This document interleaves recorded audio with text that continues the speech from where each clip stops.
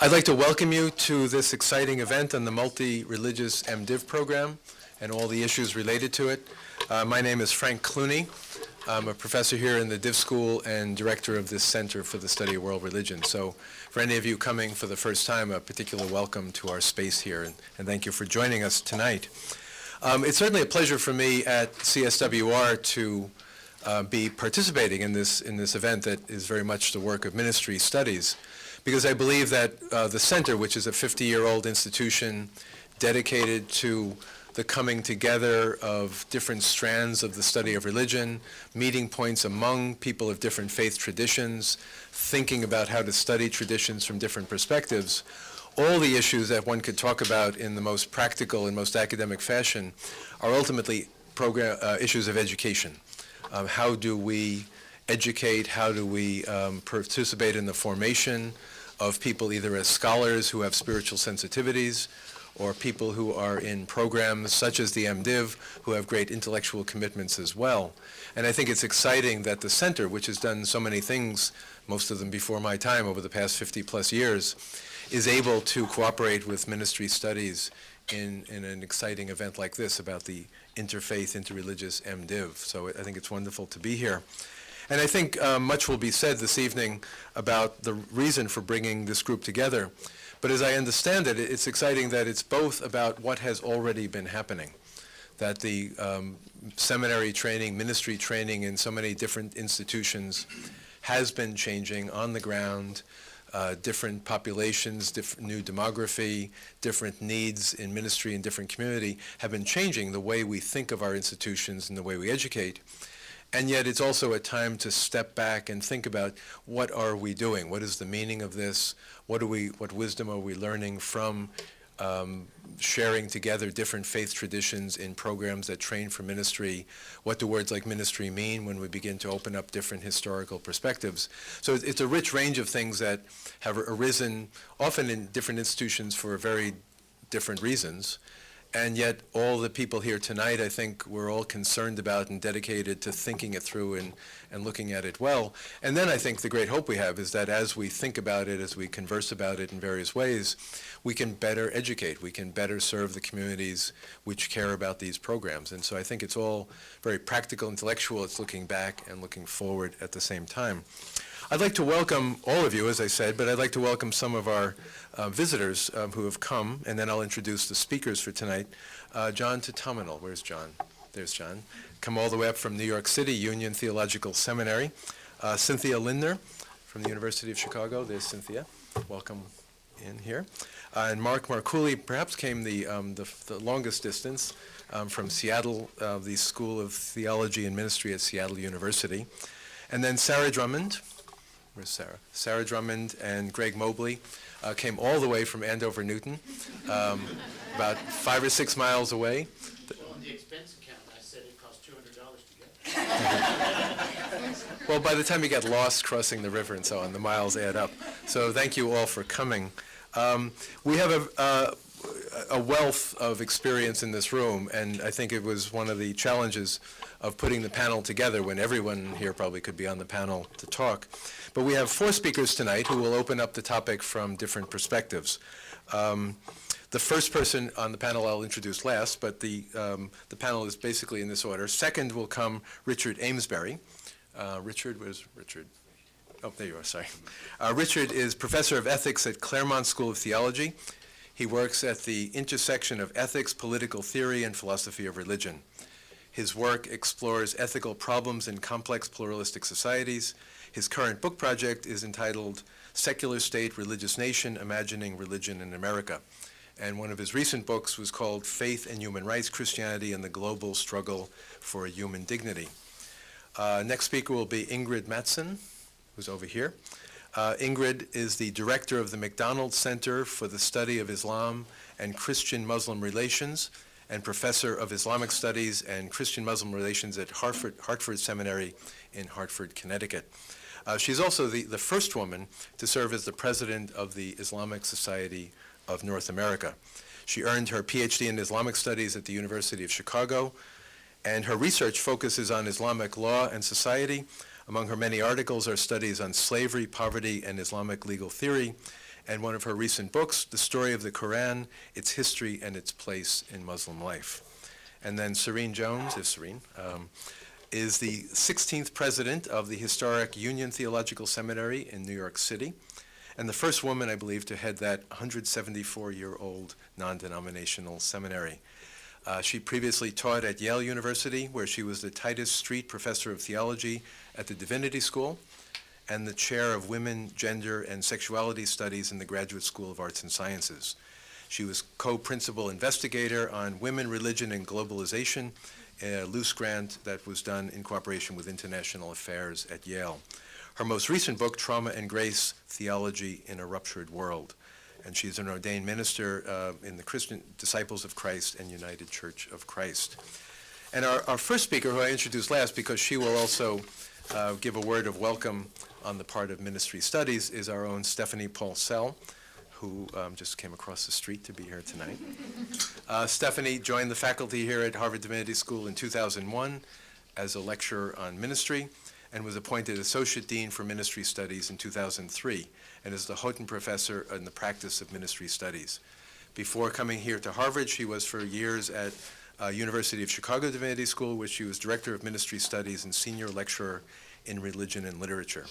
Her work points to intersection between intellectual work and spiritual practice, the academic study of religion, the practices of ministry, the contemplative and active dimensions of the vocation of the minister and the teacher.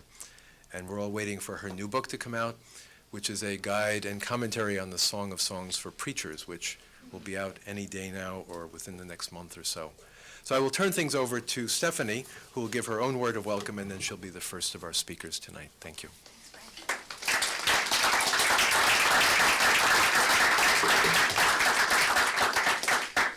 Thank you, Frank, very much. Frank's such a great collaborator here at the Divinity School, and always looking for ways to bring different fields and people together in conversation. And he's been very generous with Dudley Rose and me and helping us think about this consultation. Thanks to all of you for coming out tonight, and thanks especially to our guests who came from far and wide and across the river and through the woods. So we're so grateful that these folks have come and are going to spend a couple of days with us here at HDS, talking with us and with our students about their own attempts to have students study for ministry together from across several traditions. Every school is doing this in different ways. Claremont's brought together 3 different schools from the Jewish and the Muslim and Christian traditions. Some schools like ours are sort of Christian in our roots, and gradually students from traditions other than Christianity have been coming and studying here, and we've tried to change our curriculum to make that easier.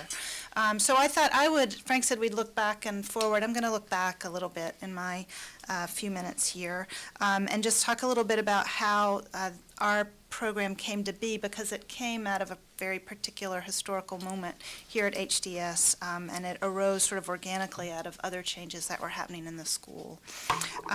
So I'll do that. I taught my first class at HDS on September 12th, 2001. The school was already on the cusp of a sea change, but the need for change was made more urgent by the events of that week. In those days, our curriculum was divided into 3 parts. Area 1 focused on the study of Scripture and interpretation of the Hebrew Bible and Christian scriptures. Area 2, known as Christianity and Culture, where history and ethics, theology, religion and politics, literary studies, and ministry were located. And Area 3, Religions of the World. So you can see it was apples and oranges. HDS had long had a commitment to the study of multiple religious traditions, a commitment that was embodied in the work of the center and in the curriculum of the school, which required that Master of Divinity students take at least 3 courses in Area 3, and MTS students 2. In 2001, new scholars joined the faculty whose work was focused on Buddhism and Mesoamerican religions. They would soon be followed by scholars of Hinduism, Islam, African, and Caribbean religions. In 2002, a scholar of Islam would be appointed our dean.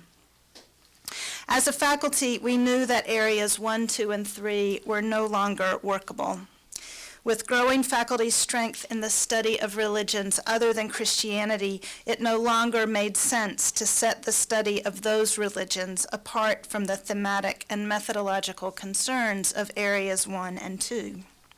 Buddhism, Hinduism, Islam, of course, also have scriptures and modes of interpretation. They have histories, ethics, and even theologies, a debated point in relation to Buddhism, but our colleague in Buddhist studies, Janet Gyatso, argued for it. And of course, all of these traditions have forms of religious leadership, teaching, and care that, if not exactly what Christians mean by ministry, does bear some crucial family resemblances to it.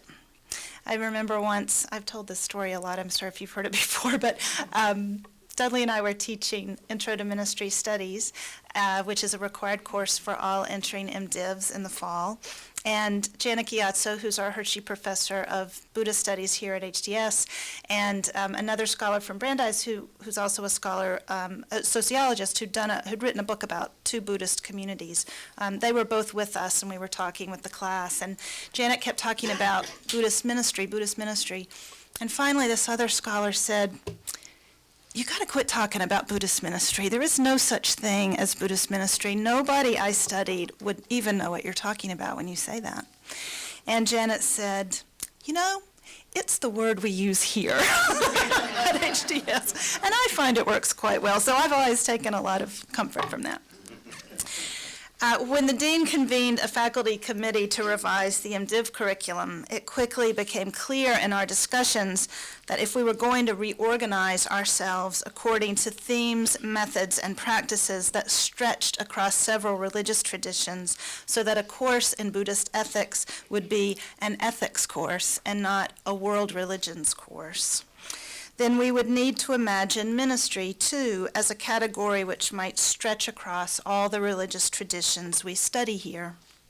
Already, we had Buddhist and Jewish and Muslim students in our MDiv program who had simply been trying to make the curriculum work for them, thinking analogously with courses on Christian preaching and Christian theology, and petitioning for course substitutions like Quran instead of New Testament, where needed and where possible. The new MDiv curriculum made it easier for students from traditions other than Christianity and Unitarian Universalism to prepare for ministry at HDS. We organized the new curriculum along the lines not of areas 1, 2, and 3, but along the lines of religious traditions. So, for example, a Buddhist MDiv will take 2 required courses with the entering MDiv class, Intro to Ministry Studies and Theories and Methods in the Study of Religion, 3 courses in Buddhist scriptures, 3 courses in a language needed in his or her ministry, 6 in the histories, theologies, and practices of Buddhism, 3 in a religious tradition other than Buddhism, and 2 units of field education. Now, there are various loopholes for those cases where we don't have the curricular resources. For example, any Arts of Ministry course will meet the requirement for any student in any tradition. We don't have a course, for example, in Muslim preaching. But if a Muslim MDiv student wants to take a preaching course with Charles Adams or Cameron Partridge or Gary Smith, it will count under the history, theology, and practice requirement.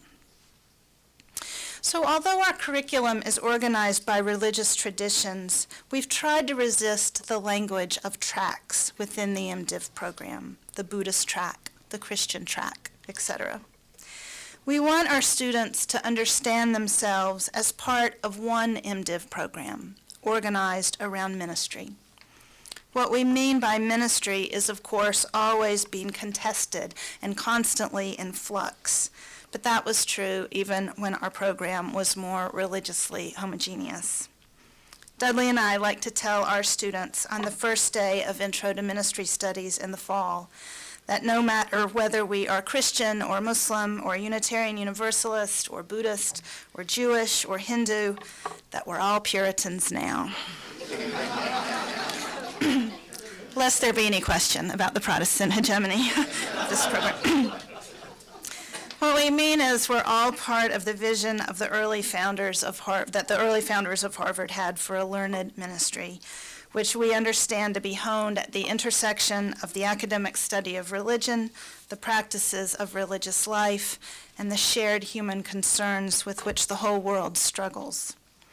These are the things I hope we share in this MDiv program, no matter what tradition we belong to. A calling to the study of religion, a conviction that the intellectual practices required by that calling, learning languages, reading, writing, learning to speak in a public voice, that these practices can themselves be spiritually formative, a conviction that knowledge is created in many different contexts, and that what is learned in one context can be challenged and interpreted and extended by what is learned in another, and a deep concern for embodied human life with all of its vulnerabilities, all of its potential for both degradation and glory, as Chicago theologian Christine Culp has recently put it. Now, these ideas always sound so good in the general, but of course, when we get down to the particulars of day-to-day living and studying together, there are plenty of pitfalls and challenges. There's a temptation to smooth out the theological differences among us for the sake of remaining open or even just being polite, or most insidiously, because our own assumptions of what constitutes religion or ministry keep us from seeing each other clearly. There's also a tendency in multi-faith contexts like ours for the diversity within religious traditions to become obscured.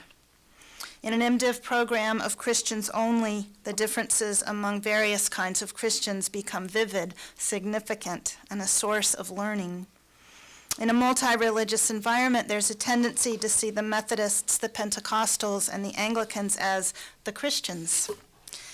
Now, that can be a very good thing, of course, for Christians, a new thing for some of us, certainly, of different denominations, to view each other and to be viewed as connected to one another through a shared faith. But when we group each other under the headings of big traditions, as our curriculum does, we run the risk of ignoring the distinctive and important differences within these traditions, including those parts of these traditions that would regard the idea of a multi-religious MDiv program as at best incomprehensible and as at worst offensive.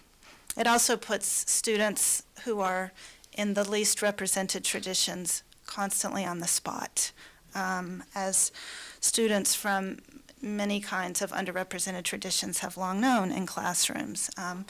Everyone turns to look to, one student for the Hindu perspective, or, so that's an ongoing difficulty and challenge, and something that we're always having to pay attention to, that focusing on these big traditions, as our curriculum does, can kind of obscure the many differences that are held within these traditions. I feel that our own multi-religious MDiv program is still very much in its infancy. Like all of the other schools represented here, HDS has its roots in Christianity. Most of our MDiv students are Christians, and only Christian and Unitarian Universalist communities authorize us to educate their ministers. Although this is starting to change. In a few Buddhist communities are starting to look to us, I think, to prepare their leaders, thanks to the efforts of Janet Gyatso and Dudley Rose and Cheryl Giles and many others. Muslim, Jewish, and Hindu students cannot prepare here for ordained ministry. And indeed, many of the students from those traditions who come here are not eligible for ordination because of their gender. These students come here to prepare for chaplaincies in universities and prisons and hospitals, or they create new ministries that we've never thought of before at the intersection of religion and the arts, or religion and public policy, or worship and public protest. I don't know exactly what this program will look like in 10 or 20 or 100 years, but I do think that the vocation of ministry, with its grounding in both intellectual life and embodied life, with its attention to the intersection of theory and practice, its attempts to think with strange ancient texts about contemporary life, and its willingness to dwell in the unsolvable questions. I think this vocation can bear the weight of the questions that our experiments in multi-religious theological education pose. Thank you.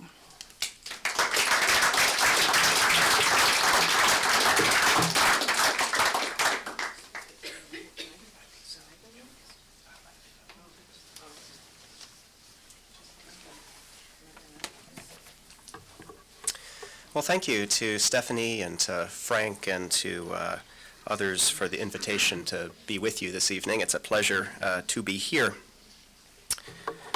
For decades, Claremont School of Theology has attracted students and faculty from a wide array of religious and non-religious backgrounds, including many with what might be called religiously hybrid identities. But a few years ago, we began laying plans for a more ambitious adventure in multi-religious theological education. And this past fall, we welcomed the first class of incoming students into Claremont Lincoln University, a multi-religious consortium whose founding members include CST, the Academy of Jewish Religion, California, and the Islamic Center of Southern California's Bayan College. In addition to the programs offered by each of its partner institutions, Claremont Lincoln offers 5 master's and doctoral degrees, including programs in interreligious studies and religious leadership in Muslim contexts.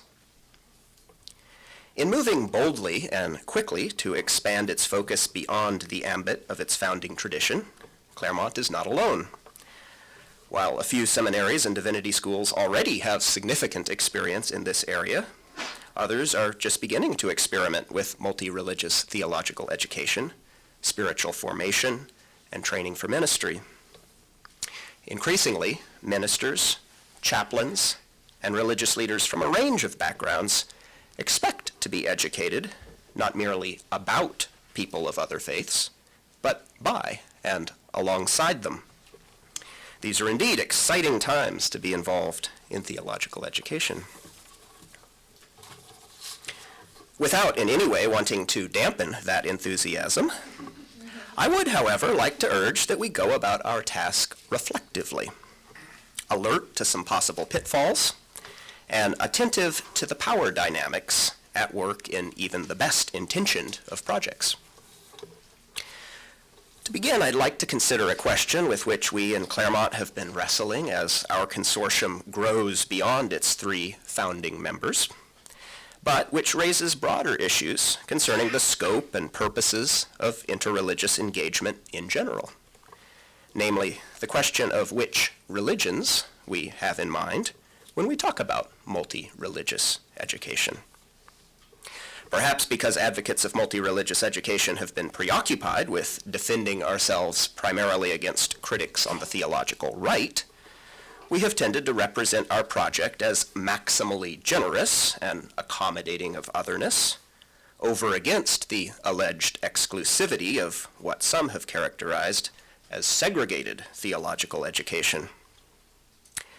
Part of the appeal of multi-religious education, in other words, is precisely the promise of inclusion.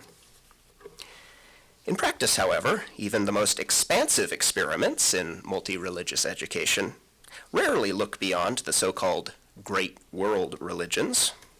And while we've prided ourselves on our inclusion of more options than our conservative critics might approve of, we have not always felt pressured to think critically about what we are excluding. It may be worth asking what forms of difference the language of world religions, ubiquitous and seemingly so natural, has been gerrymandered so as to render invisible. But if one danger is in remaining indebted to an unimaginative and overly constricted conception of which religions are worth including, and of the diversity internal to each of these groupings, a reverse danger is in imagining that it is possible to include all religions, as though we even knew what that meant. The very idea of religion, as a discrete domain of life or of society, something that can be distinguished from other ostensibly secular domains like politics and the economy, is a thoroughly modern Western one, which owes its success less to its explanatory power than to its effectiveness as an ideology. When religion, so conceived, is then imagined as transcultural and transhistorical, when, that is, this modern Western ideology is projected outward, it works to normalize as equally universal such secular institutions as states and markets, and to establish liberal conceptions of public and private as universally normative, the standard toward which the rest of the world's cultures are presumed to be evolving, their distance from which is the measure of their backwardness. The upshot is, on the one hand, a geographical and racialized distribution of religion's varying forms, including those said to be characteristic of China, India, the Middle East, and Europe.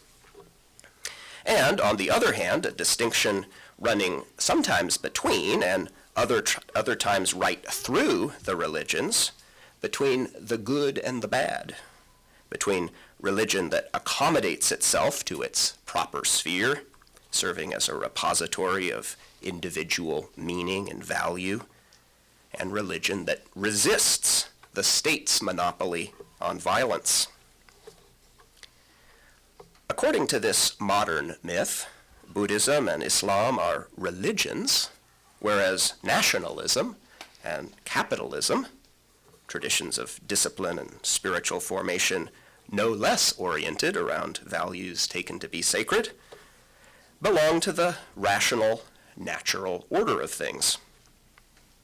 However, once it is recognized that the dichotomy between what is conventionally said to be religious and what is not, though politically loaded, is largely philosophically arbitrary, then the question of which points of view to include in what, perhaps for lack of a better phrase, we are calling multi-religious education, presents itself differently, as necessarily requiring rather than obviating the making of difficult theological choices. In other words, the very act of identifying appropriate conversation partners already involves normative judgments, whether these are acknowledged or not. To fall comfortably back on the modern concept of religion, or of the world religions, is to allow our decisions to be made for us by 19th century Orientalism, by American civil religion, by the market. Claremont has yet to resolve these questions collectively, but my suggestion this evening, admittedly an idiosyncratic one, is that multi-religious education might benefit from gracefully letting go of the concept of religion as our organizing principle.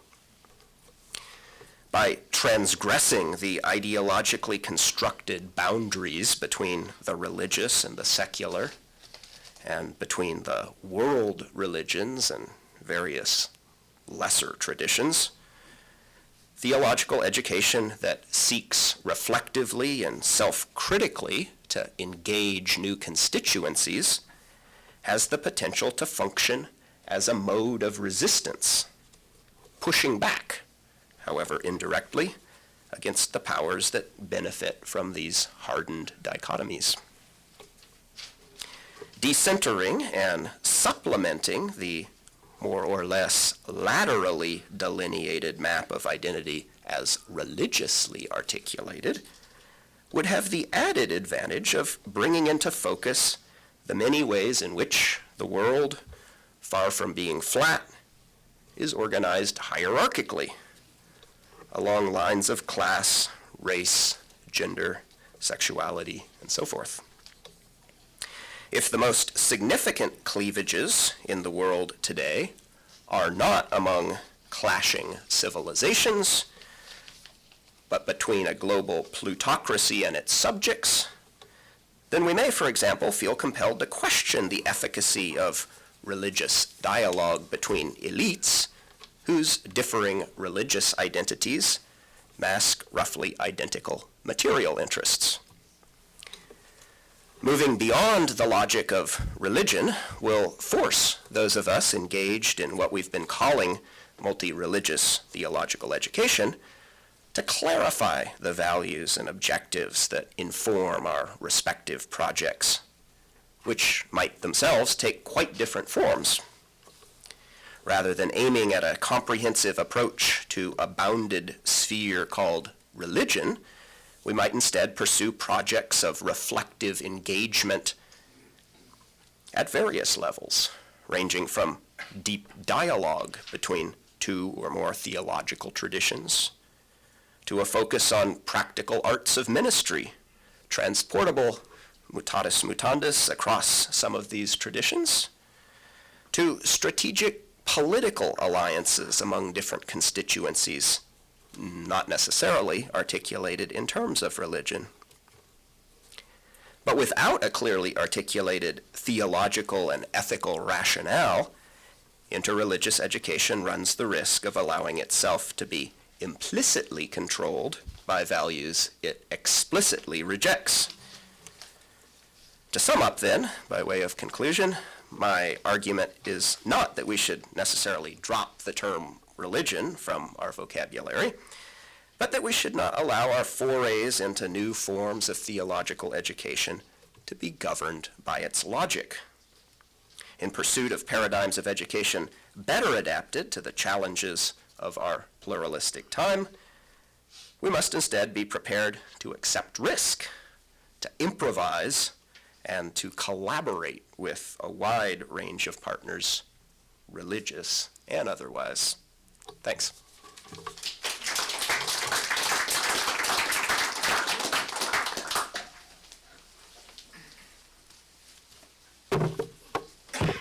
Glad that dog stopped. I thought it was a hyena or something. So what should my first words up here be? Should they be good evening? Should they be thank you? Should they be Bismillahir Rahmanir Rahim? And my dilemma over how to begin really is part of the problem. Space and context matters. And if I were in an Islamic seminary, I would certainly begin my talk with Bismillahir Rahmanir Rahim, and I wouldn't even translate it to tell you that it means in the name of God, the merciful, the compassionate. And I would probably say, we just missed the sunset prayer. I wouldn't say the sunset prayer. In fact, I'd say Maghrib. Of course, I'm a traveler, so I don't need to pray on time when I'm traveling this far away. But the timing, the space, the place, what we're eating, what we're drinking, I mean, all of those things shape us, shape who we are. It's what's called formation in theological education. Now, the dilemma is that if you point this out as the minority participant, it sounds very ungracious. Don't you appreciate the hospitality that we've extended to you? We have this space and have extended you this opportunity to be with us, to learn with us, to worship with us, and to point out any of these things about the time or the space or the program that might make us uncomfortable or even violate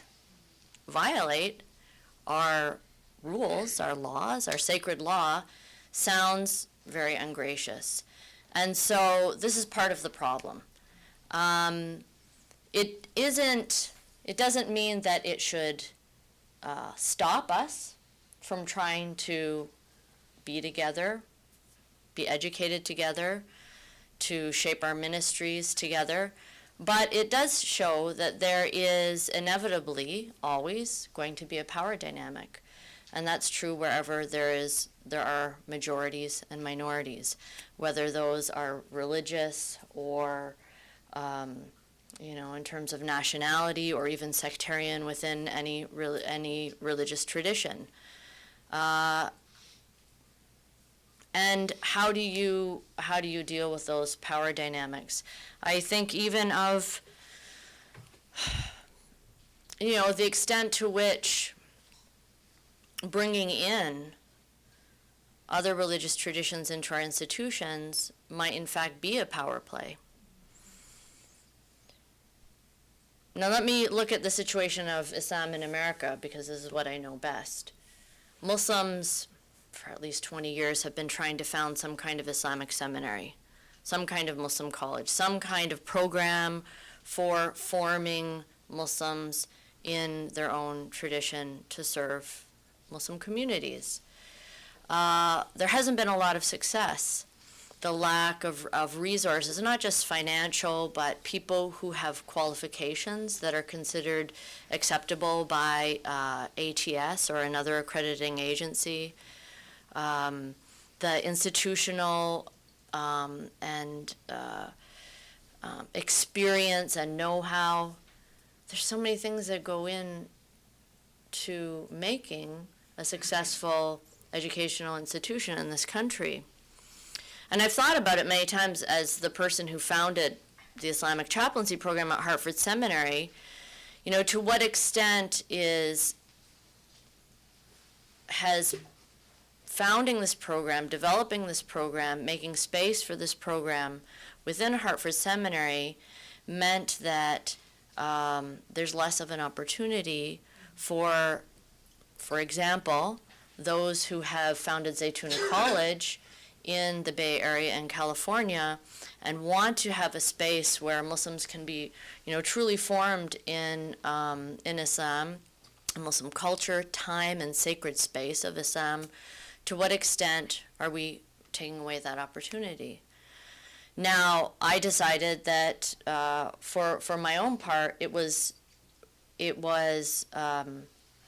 not a zero-sum game, and that what we were learning and what we were doing would not take away from what Zaytuna was doing, and our missions were and are somewhat different. But certainly it's something that I think about as someone who is putting my time into a certain institution and not into another institution. And when I think about multi-religious education in American seminaries and divinity schools, I know, and this is going to be uncomfortable, I know that for many institutions, the number of Christian students in MDivs is decreasing. And the need to keep the student body robust, at least, and growing, is important. So, in Islamic ethics and theology, the most important thing is intention. Well, the first thing we're taught in our spiritual formation is إِنَّمَا الْأَعْمَالُ بِالنِّيَّاتِ. Verily, actions are judged by intention.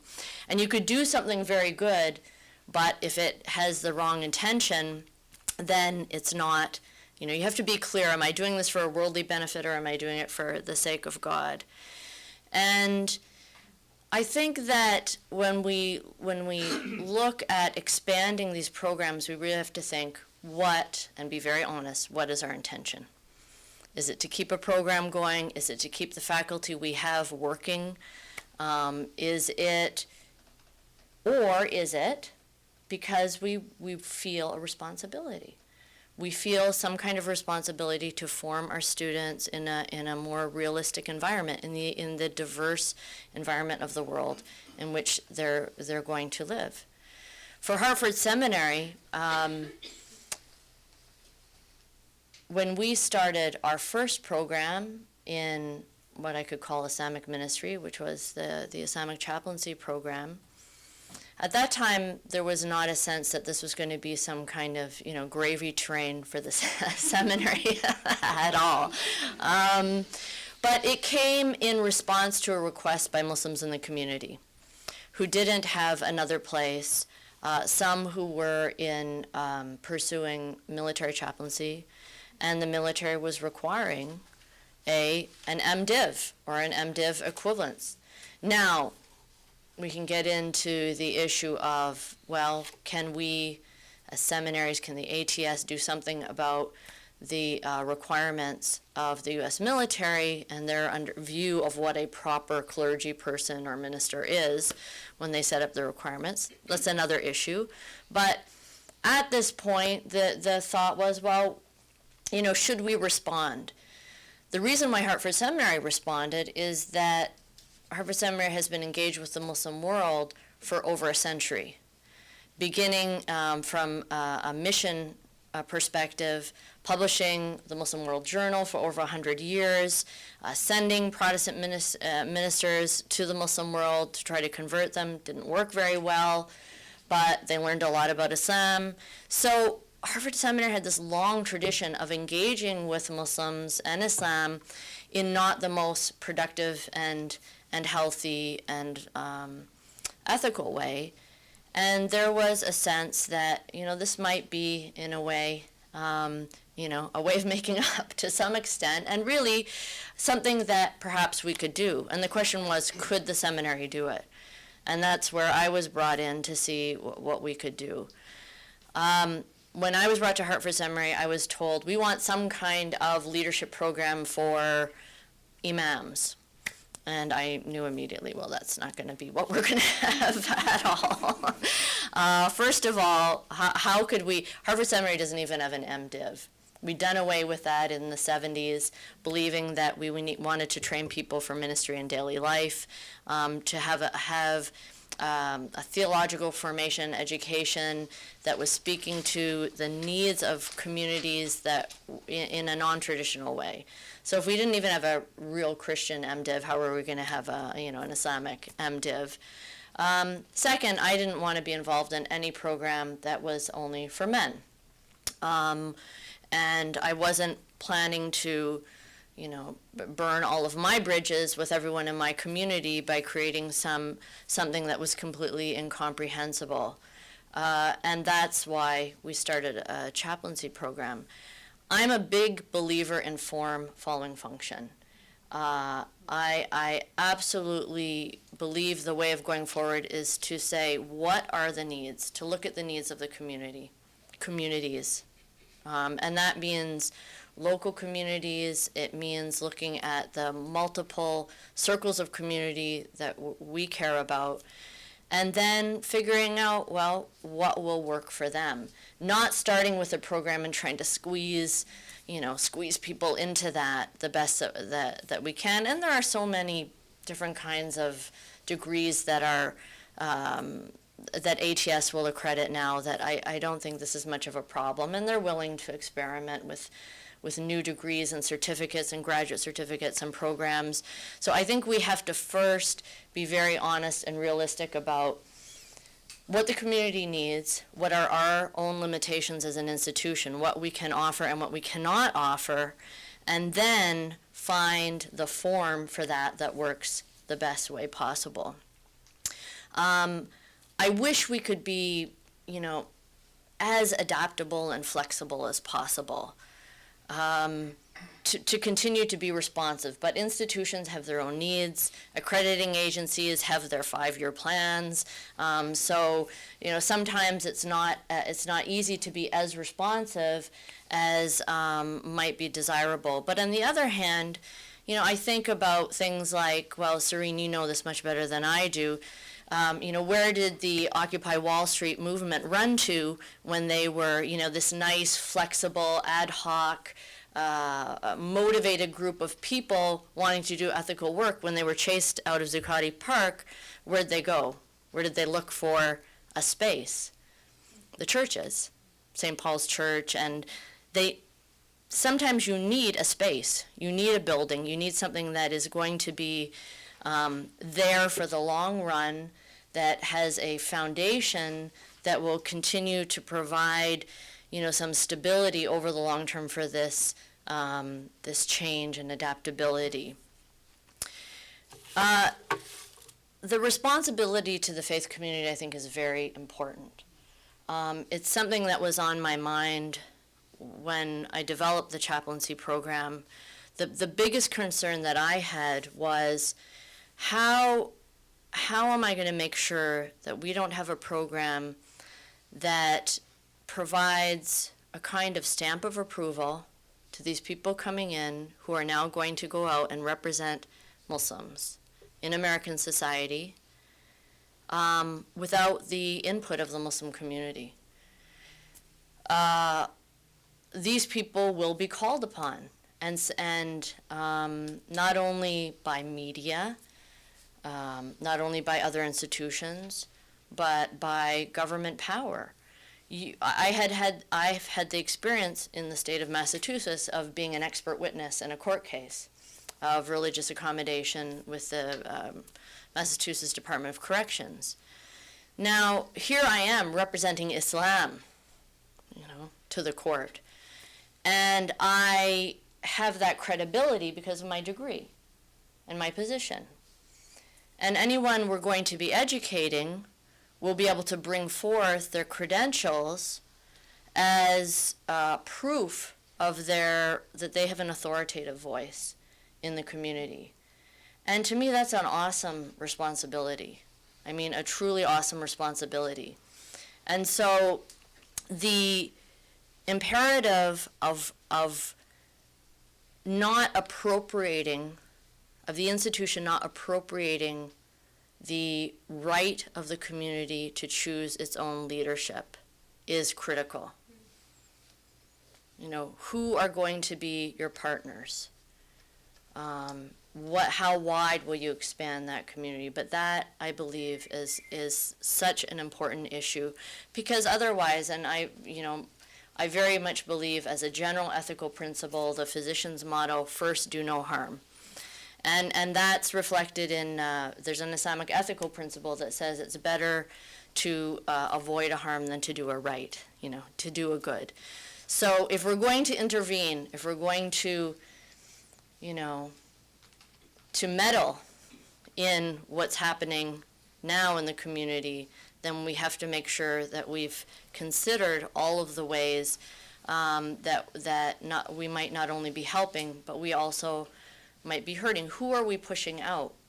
One of my big concerns was that I knew there were existing imams and chaplains and dynamic community leaders in our community, the American Muslim community, who would not have the ability to go on and do a graduate degree, either because they didn't have an undergraduate degree or because they are so busy with their work that it was unrealistic that they would do anything other than a short graduate or short certificate.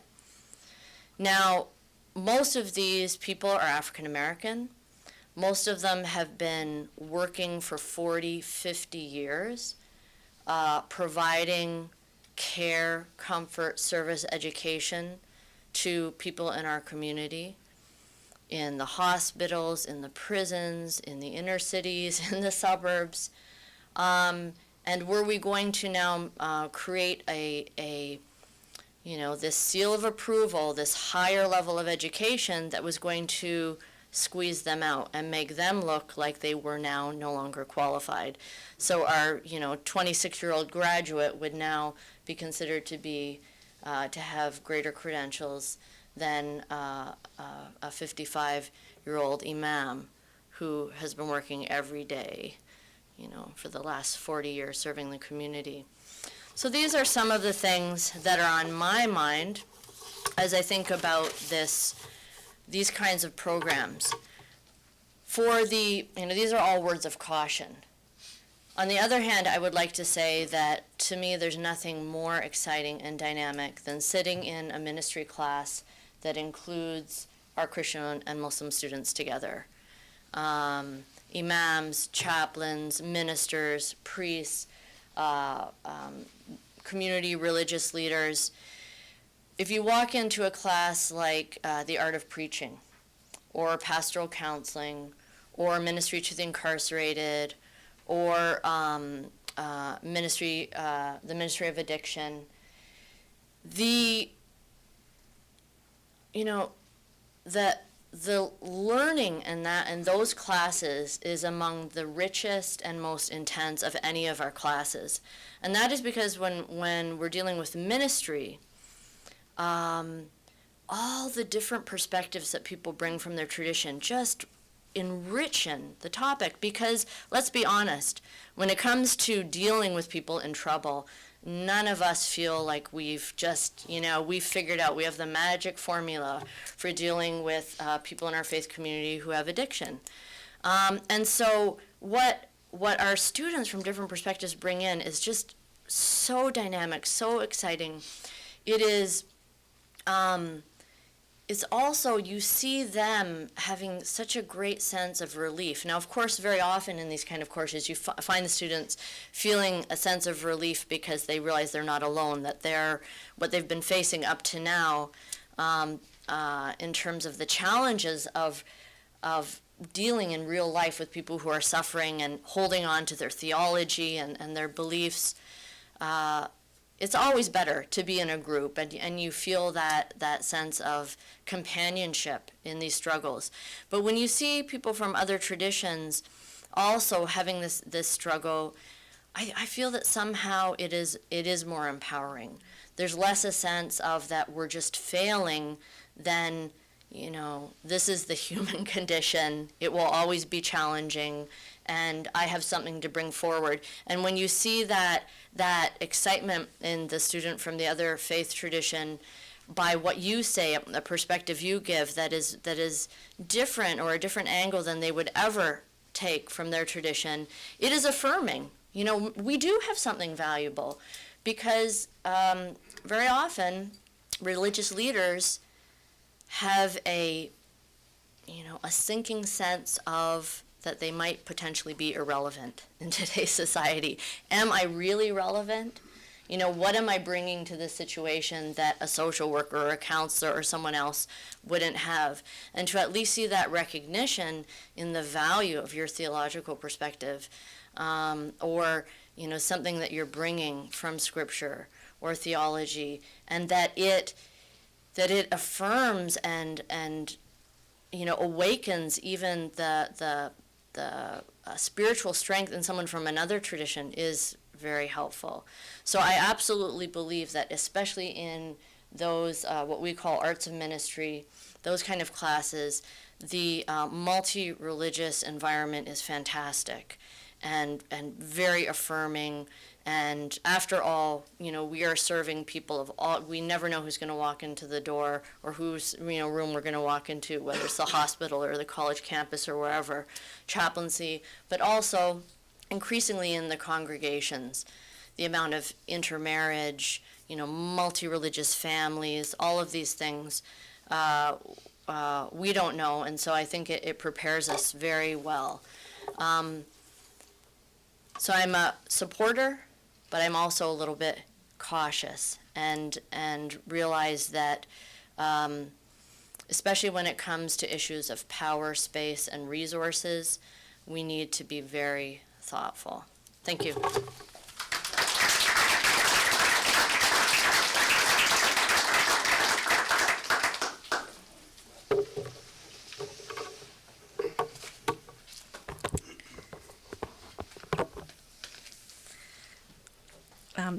It is wonderful to be here and to have this topic, in a sense, plopped in my lap, because I feel like, unlike the other people who have been speaking out of such experience and years of thoughtful reflection on this, Union is at a very early stage in trying to figure out this whole complex set of issues, and you have before you someone who has absolutely no answers to this and often feels as if I'm just groping along with the rest of the school forward to try to figure out what all of this means. I, in preparing for this, asked over the last 2 weeks probably 50 different people the question of what I should speak about when I talk at Harvard about this subject. And to a person, and this may have something to do with the location of Union in New York, I got puzzled looks. And it wasn't because people had not been involved in reflections on multi-religious theological education. It was not because pluralism was a new idea. It was just that it had never landed solidly in the lap of the Masters of Divinity. So we had talked about other kinds of masters and PhDs and certificates and ministry-type courses and things in the community, but not the MDiv. So what was interesting to me to see was what happened to the conversation when the MDiv became the context for it. And while I think there's no answers to this, what this kind of conversation can actually provoke is some questions about it that wouldn't arise if it was not plopped here in terms of thinking about this. It forces and permits us to think in different angles and different directions about the challenges of multi-religious life together. What does the MDiv then, I think, bring to the conversation? Well, there are certain strengths that a long history of working in theological education and Christian context on the MDiv brings to the conversation about pedagogy. And I think that this is a sort of interesting for us to reflect on. It brings a history of trying to understand what field-based integrated learning involves. And when you look at professional education in the United States today, particularly with respect to its locations in higher education, attending to field education with the kind of specificity towards service that happens in Christian seminaries is not replicated anywhere. And so there's a distinct kind of knowing that has emerged in professional education there. And that also flips, I think, into the space of the question of formation. There's nowhere else in higher education right now when it comes to professional identity that attention has been given to what it means to be making certain kinds of selves that are equipped for a play of imagination and a capacity to pedagogically engage practices in the way that theological education has been doing that. And then, last but not least, I would say that there is an experience of taking seriously what residency means as itself a context for learning. What does it mean to create environments in which the learning happens in the kitchen and in the way that people understand clothes and in the shared space of the couch in front of the television, and that is significant for understanding.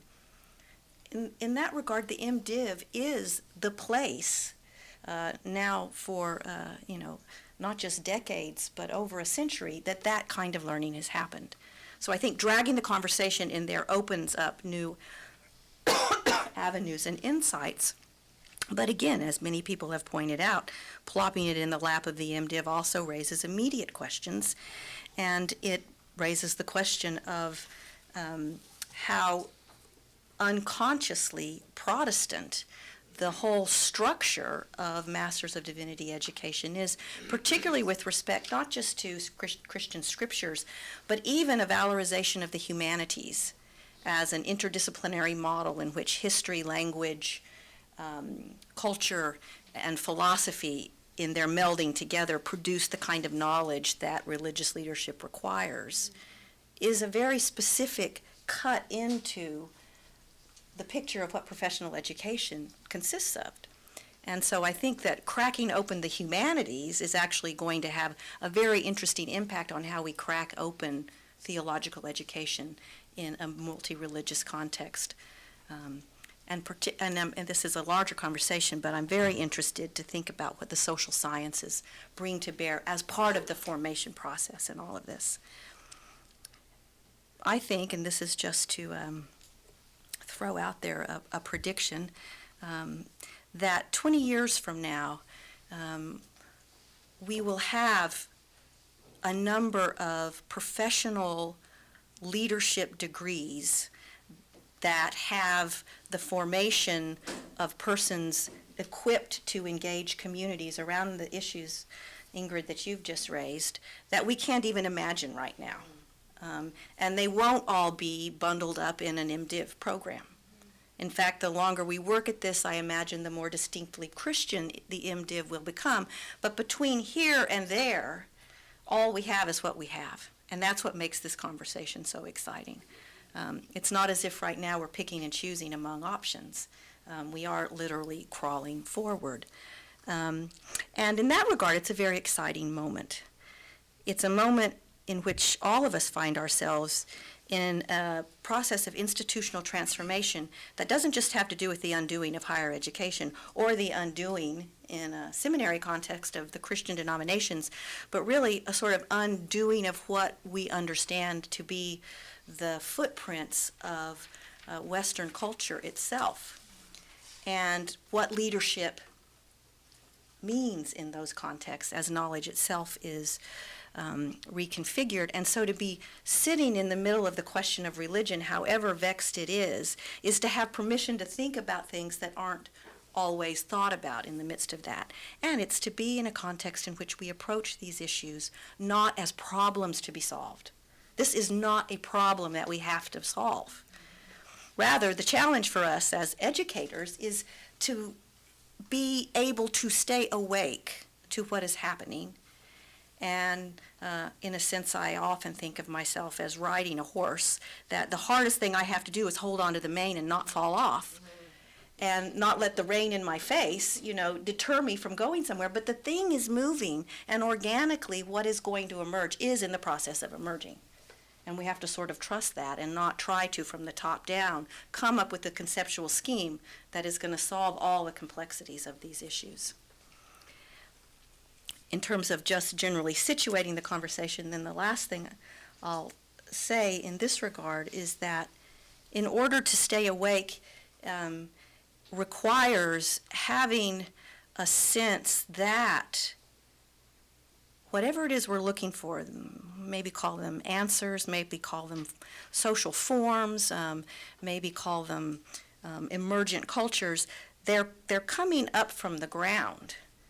They're not descending from above, which means in theological education, all the skills we have from thinking from the ground up need to be put to use in this regard. And so it is not going to be a problem that is solved at a theological level.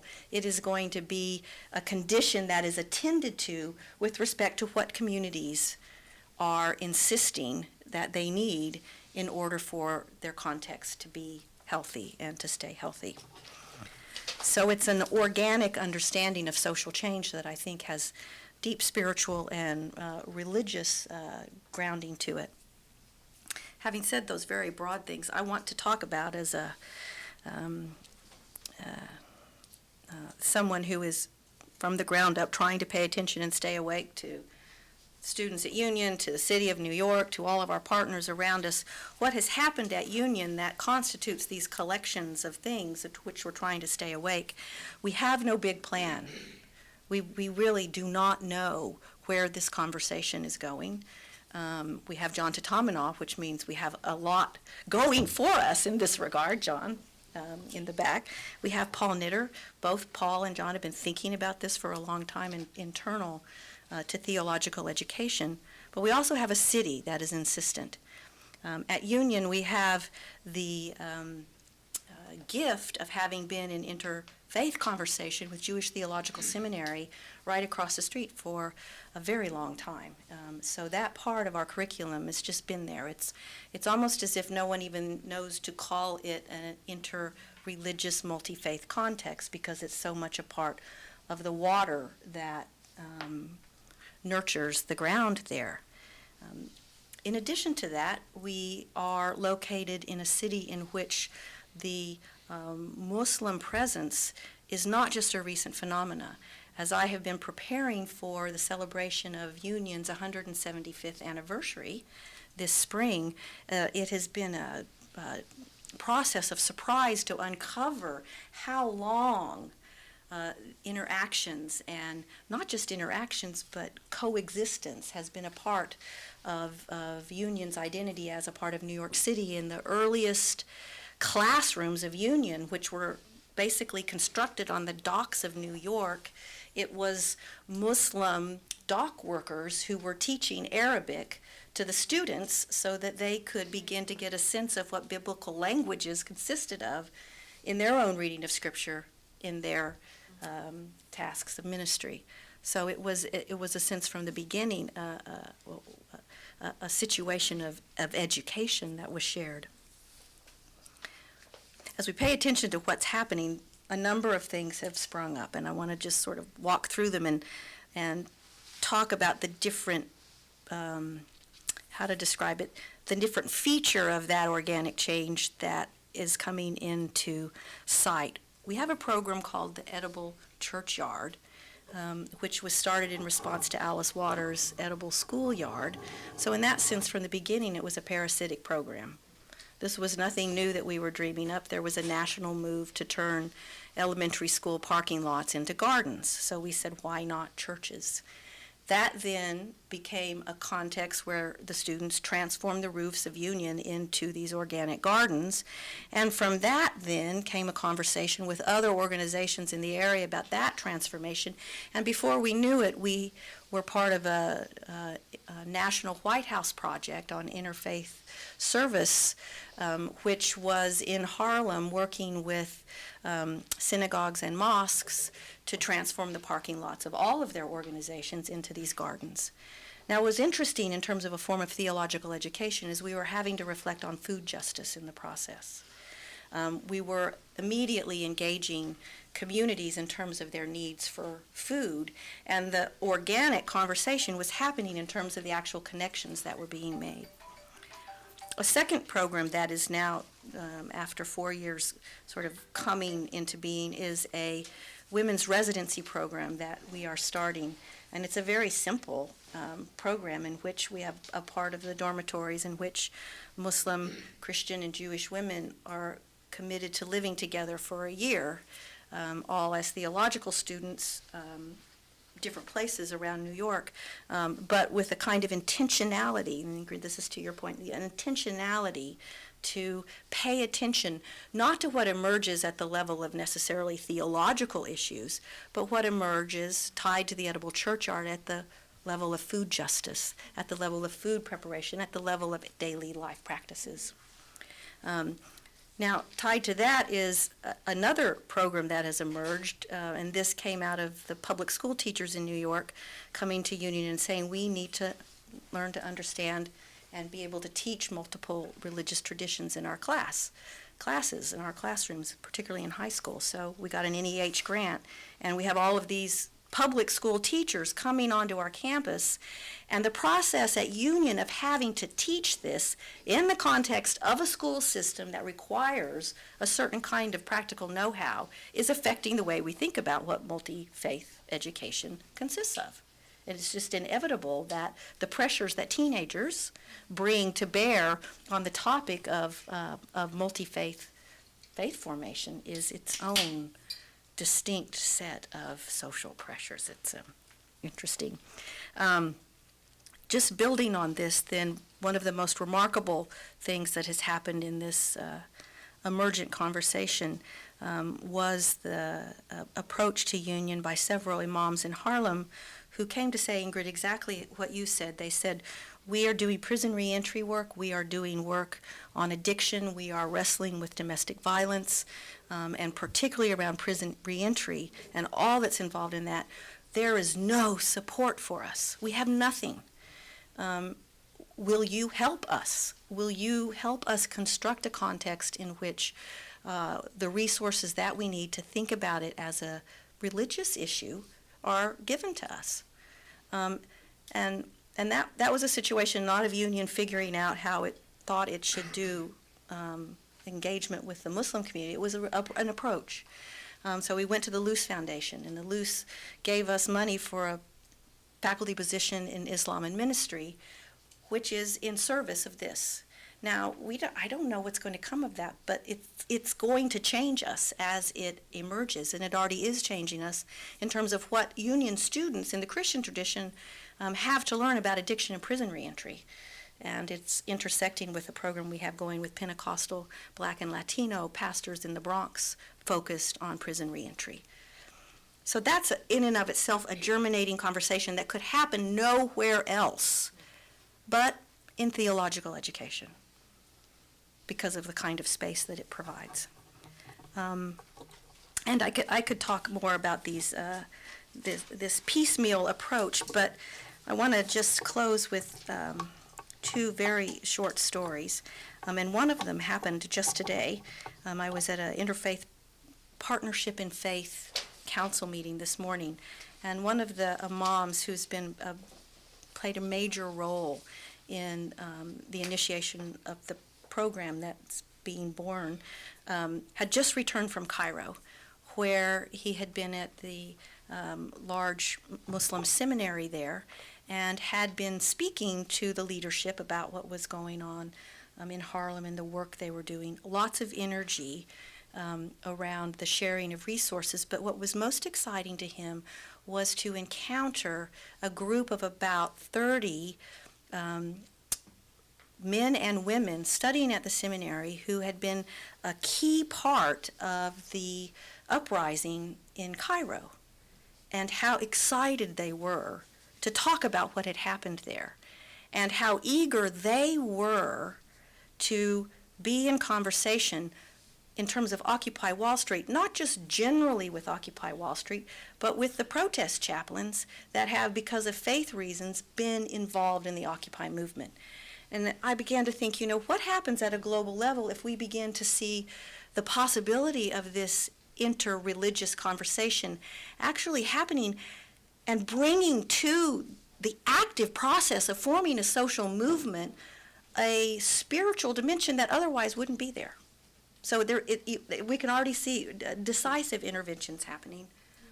And then I just wanted to conclude with what a provocative and telling experience it was to go through the 10th anniversary of 9/11 in New York this year with eyes opened to this whole question of public space, of social transformation and social change, and the multiple religious communities that engage it, and for me, the process of engaging our shared trauma, and how we deal socially with acts of profound violence that fracture us all in different ways, but also collective ways.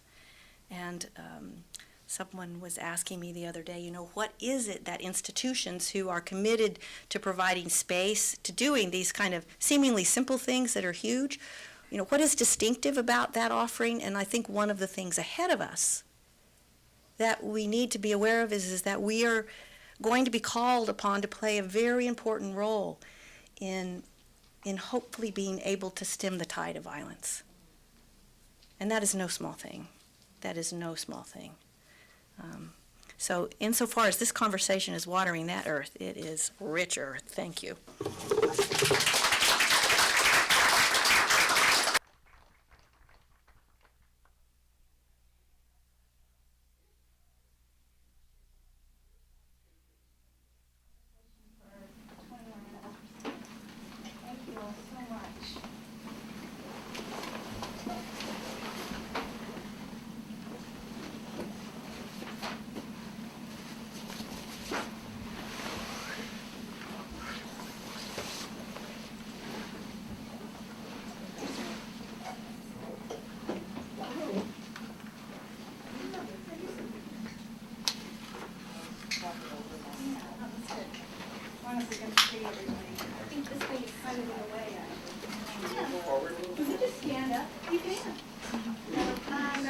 All the time?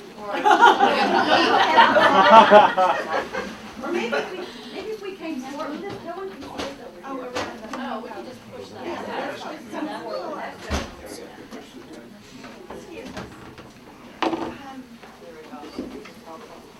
So it's an incredible opportunity to have these colleagues from Union and Hartford and Claremont with us. So please, we have about 20 minutes, and we'd love to hear what this has stimulated for you and what blessings you have. Please. I'm a Catholic chaplain at Phillips Andover Academy. It's 1,000 teenagers from around the world. And I realized when I got there, I first had to get a grasp on international Catholicism. And the students coming from countries that were 1% Christian, 0% Catholic, their experiences of their faith and those traditions, and then throwing all that into an interfaith conversation with Muslim students, Hindu students, growing Buddhist student community, and the different ways of Protestant Christianity. It's taken me a while to figure that out, improvise, and I'm doing a lot of improvising, a lot of listening to students and listening to how students just interact as teenagers already, and then seeing what tools they have or don't have in those conversations, what to ask each other, how to be intentional. So I'm wondering what your programs might do, first of all, to address the international nature of even I've done a lot of linking with Catholic communities around here that are the Congolese communities, the Brazilian communities, so kids have links locally. But the communities around here require that sort of international awareness also, across traditions. So I'm doing a lot of improvising. I'm throwing it back to you to say, what are some other ways for preparing, for thinking,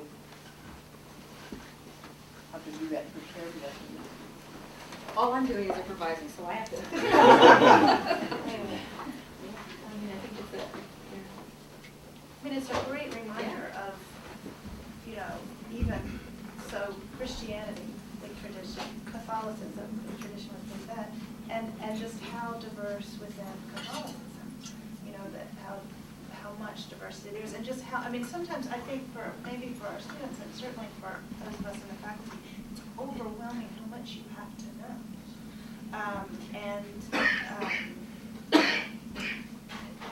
You know, we're lucky here because we're attached to a university that has a lot of resources, and so if our students need to learn a language that we don't teach here, they can usually find it over there, and so we're fortunate in that way. But to do this well, there's just a lot you have to know. Ingrid.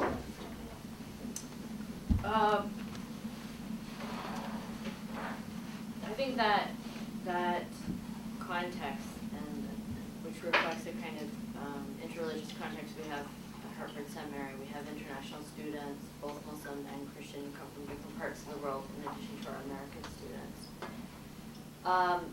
I think one of the best things it can do is provide an opportunity to kind of cut off a very unfortunate tendency in much of communal religious life, which is the tendency to see yourself as a victim all the time. The victim narrative in religious communities is so strong. It's it's primordial, and then continuing because there's always conflicts. So I always find it really interesting when I have Muslim American students who feel we're small minorities in America and who have felt under siege for 10 years, suddenly not only meeting but maybe even sharing housing with a Pakistani Christian student who are some of the most oppressed people on the face of the earth, and it's a complete, you just see the recognition that wait, I'm not always the victim, and how do I deal with this situation? How do I, when so much of my identity, this religion becoming an identity, a collective identity that's in opposition to other communities or secular society or whatever it is, or the government regulation, it's so destructive. It kills the heart of what our faith is supposed to be. So I think that opportunity, when have you felt victimized or in the minority, and when have you felt that maybe you were the one who was contributing to an environment where other people were suffering, is a really great conversation to eventually get to, but very skillfully, because some people are really traumatized.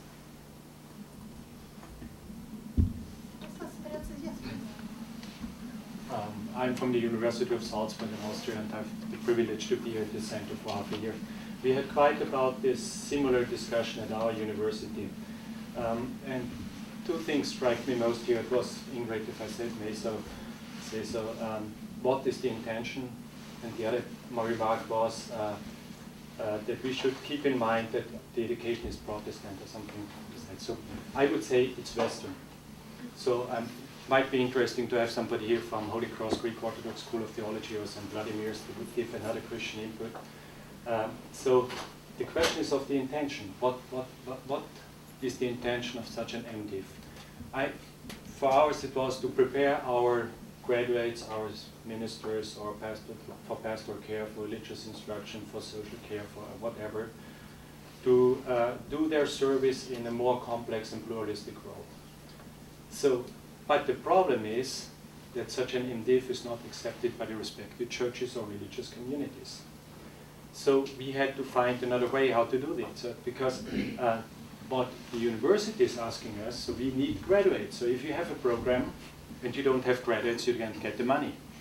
So, and because they would say you create jobless people. So what are you producing here?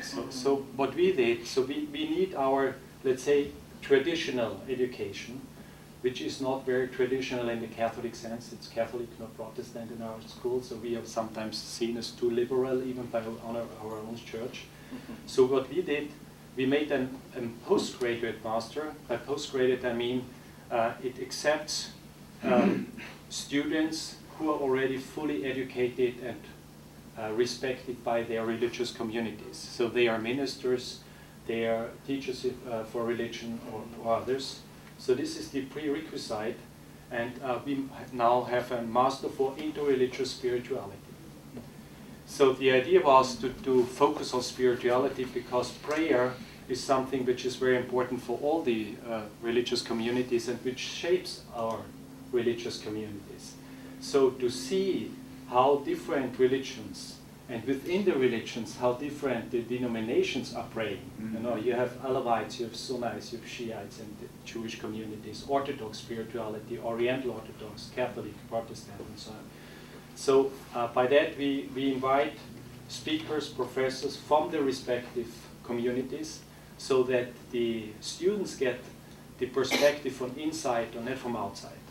Now, I am a so-called expert for Oriental Orthodoxy, but I'm a Catholic, so my students always would get Oriental Orthodoxy from an outside perspective, which is not accurate. It might give some, yeah, okay, I can explain it, but my colleague, he is Syrian Orthodox, he grew up in that, so he knows the Syrian spirituality from his own heart, so he gives another perspective. So I think these are things we have to think about, or you have to think about, so what is the intention, and that our, let's say, our thinking of a program, or how we construct a program or syllabus is very Western. So the approach of thinking of how we think anthropology, how we think about what is a human being and how does a human being pray is very Western. So I think that's what I wanted to share with you. I'm Dan McCann, and I'm on the faculty here. And one of the things that I really heard in all of the talks is the balance between accountability to communities and accountability to individual students. And I'm not sure if this is true. My sense is that our story at Harvard has mostly been about accountability to individual students, that there was a multi-religious MDiv in the sense of multi-religious participant students before there was a curriculum that was fully adequate to their needs. And all three of you told stories about particular communities approaching you, and that creates, I mean, there's really interesting ethical conundrums. Certainly, many of the Roman Catholic students are here precisely because they are in tension with their community. On the other hand, some people in our program are very new to a particular community and need help becoming more fully accountable to that community. So how do you think about those balancing acts? I think it depends on the community too, because the thing is that if you belong, you use the term ordination, Islam doesn't have ordination. And one of the things that you have as a kind of, in a way, you don't necessarily have to worry about all aspects of formation and whether this person's good for the community, because that's up to the denominations. They're going to ordain them or not ordain them. If you just educate them, it's not a big deal. But for a community like ours, it doesn't have ordination, and especially for the huge demand that there is these days for people to represent Islam and talk about Islam, and I can't tell you how many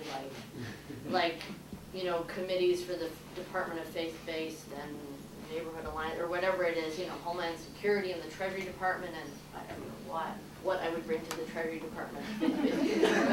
But, there's so much need for people from our community to represent the community on these things. Right. So what happens is the graduates, the Muslim graduate from the Harvard Divinity School program, is asked whether that person has any credibility in our community or not. And that's, I think that's a little bit of a problem. In our case, it was less of a decision about, having this MDiv program full of Christians and Unitarian Universalists and saying, okay, we're going to change that. We're going to bring in these other people. It was, we would have had to make a conscious decision to say, we're not going to let any of these applicants in. Because we had people, students coming to us. So in that way, it's been very student-driven from the beginning. Students coming here and saying, we want to use the resources of this whole university. We think we can do this. Here's how it could be. And so that when we revised the MDiv curriculum, which was really to revise, and even going back to some of those documents, it's really oriented toward Christianity and Unitarian Universalism. But this thing is happening. These students are coming here. We're letting, they're some of the, they're great students in the applicant pool. We're letting them in. How can we change this curriculum so that maybe there'll be a possibility that more will come and things will develop. But it was really like that. It was less us sitting up at the top thinking, here's what we want to have this multi-religious program, and here's the curriculum we're going to have for it. And so it was really much more organic than that. And it came out of students coming here. Did I see your hand? Yes.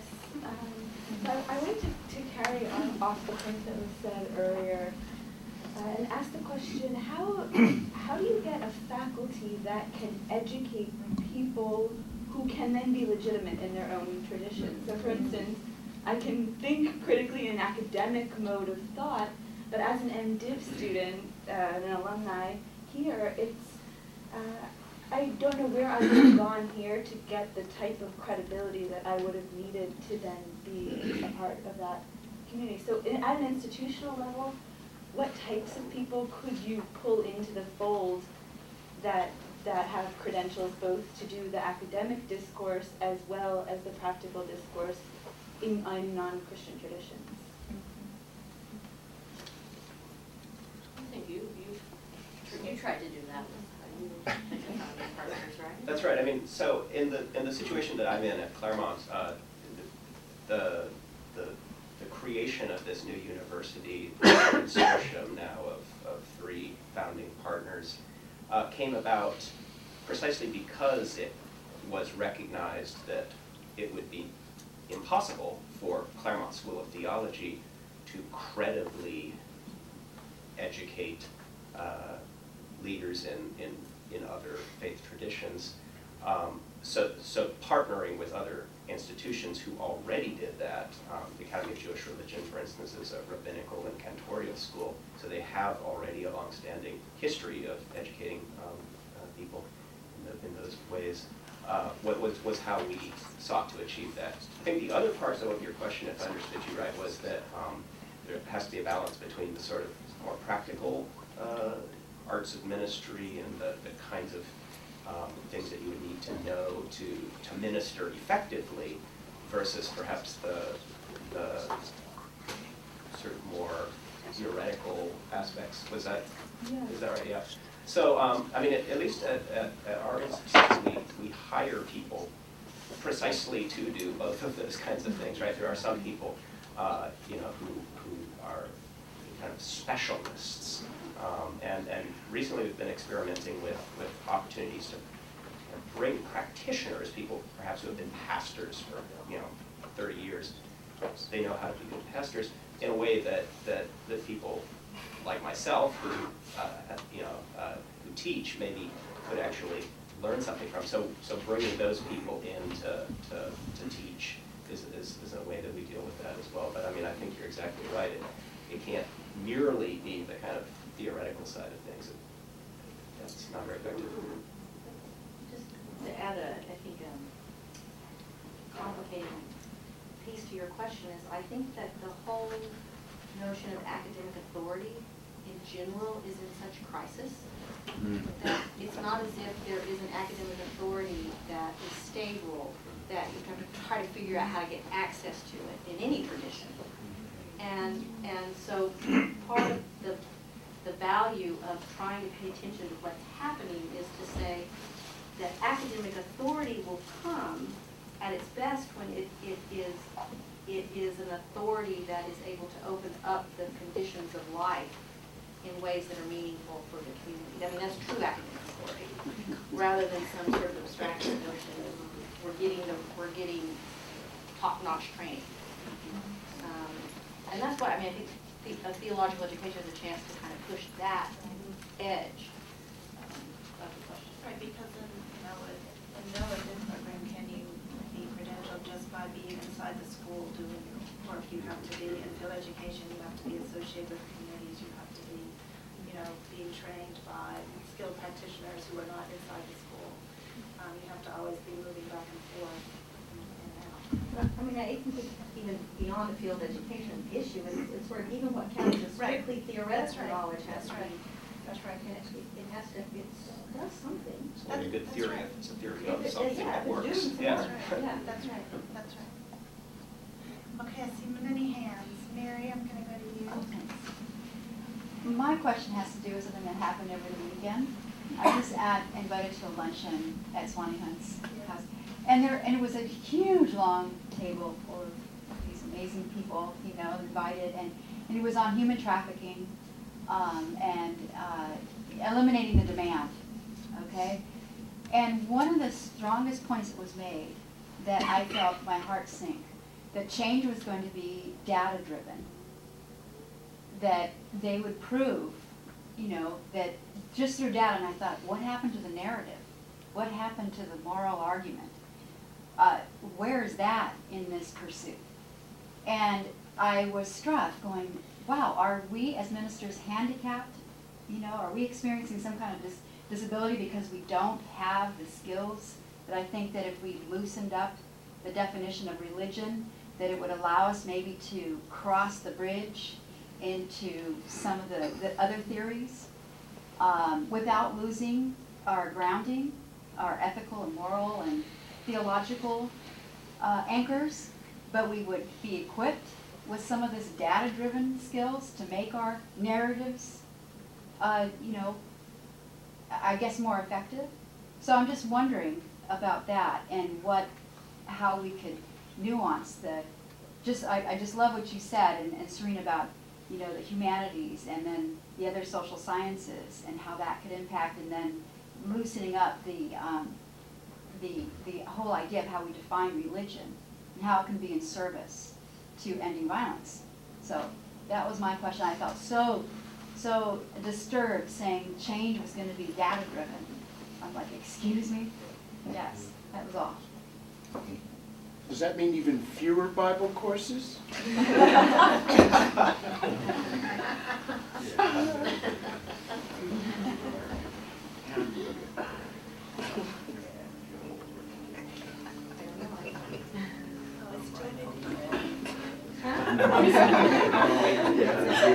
To tell those stories.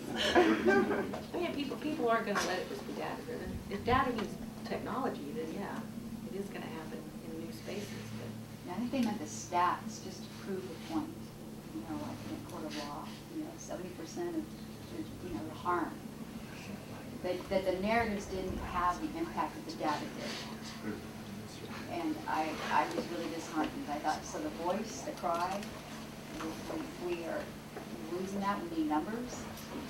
So that was all. I was just wondering how we contend with that. I guess I'd want to say it can be both, that you aren't forced to choose. Yeah, and I guess it depends what kind of narrative you're used to. I mean, in my tradition, evaluating risk and benefit and levels of priority are all critical to religious ethical thinking. So it's in some ways you have to start with, you always have to start with understanding the reality of the situation, and that is what's actually happening in numbers as well. And then you bring your norms, and the individual stories or cases highlight it. But I mean, we have to know what the reality of the world is that we're in on a factual basis. So to me, it doesn't sound odd, like having one or the other. You would definitely need to begin with a factual assessment of the context of the harms that are occurring. But I think you're saying that what you wanted to push back against was the idea that change could be driven by data as opposed to by Or how can we work together? data plus narrative, right? Yeah, because I would Yeah. like to be skilled in getting the quantitative analysis. Sure. And I have not, I'm not being equipped in my MDiv to be able to analyze data, to be able to find how, oh, they tweet this, they've spun this, and I'm able to see this and come back with another Yeah, I mean, perspective. I think you need both, right? The story is part of the reality that we're experiencing and responding to. But all by itself, maybe not as effective as the story plus the data. Thank you. So my question is a practical question about employability. Sorry to bring it up, but I worked for a technological company that's the name of a fruit. And I also am an adjunct. And I'm just thinking about, so people are graduating with these MDivs and MTSs, and we just had a question about data. What about employability of those people who are graduating, and realistically, what are their options, especially in this economic situation? And that goes to also to Ingrid's point about community. I mean, you know, when you have communities that are authorizing the school to educate their leaders, then even then there sometimes are jobs waiting at the end, right? But right, I mean, you know, all of these questions are coming along at different speeds for different communities within the schools. And maybe that's the case in the other schools as well. But you know, it's related to the internship question, the field ed question, all of these. We have to develop all of these resources for lots of different students. You know, it's an interesting moment in that I think it would be very hard pressed to find any student who walks into the doors of Union, but probably theological school in general, with delusions of grandeur. I mean, it is not the thing that's driving the enterprise right now, which is actually kind of refreshing. I mean, so it's not as if we have all these students who have expectations of full employment that they're not going to find. I mean, we don't live in that world anymore. It's sort of like the veil's been torn, and this is what we have. It's a way of saying there's no answer to it, but at least we know there's no answer, and there's not, I don't think, an unrealistic expectation. And we join everybody else and has any humanities education, period. The prospects for employability. I mean, it's kind of equal the playing field, the kind of economic crisis that we're in. But I would also add that theological education can't be built on the backs of student debt, right? If that's what's funding the whole thing, then it's not a moral project. Yeah, I think we have to be, I think that our institutions have to have a responsibility to the students that we're admitting of, in the admission process, discussing their expectations, and making sure that there aren't, you know, correcting any unrealistic expectations. Theological education, you have to do it because you love it. There's no guarantee of a career. A job, there are a lot of jobs out there. You might not get paid for them. I mean, you know, I'm just waiting until I retire so I can take, you know, my dog and be a street chaplain, and that's what, I'm probably not gonna live till then, but that's that. Anyways, another one, the successor. You know, no one's gonna pay me for that. I've gotta wait till I get my Social Security check, and I'm gonna be able to do that. The needs are plenty. The question is, if you need to support yourself, where do you get that from? Well, in our tradition, there were both, you know, big endowed institutions, but there were also the wandering, you know, preachers and healers who, you know, took their livelihood from wherever they could, day to day. It's called tawakkul.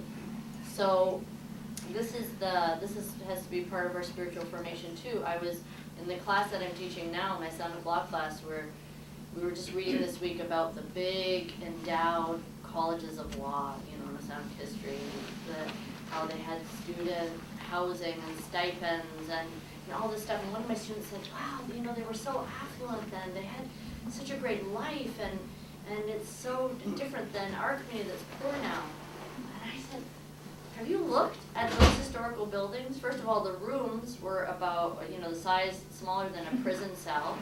Their they got 2 outfits and 1 pair of sandals a year. They ate 1 good meal a day, and the other one was bread. So if you're, yes, that to them was considered to be a reasonable living. So I think we just have to, I'm not saying that people have to live that way. I don't live that way. But what are our expectations for this life? And there are people who are going to, really feel that they need that, that secure job for them and their family, a certain income, and so they have to be realistic about that. If the education is in service of that, they have to get the education that's going to lead them to that end. Well, this conversation could keep going, and I hope it will. Frank Clooney and his colleagues at the center have provided a beautiful reception that you will stay for. To Ingrid and Richard and Serene, thank you so much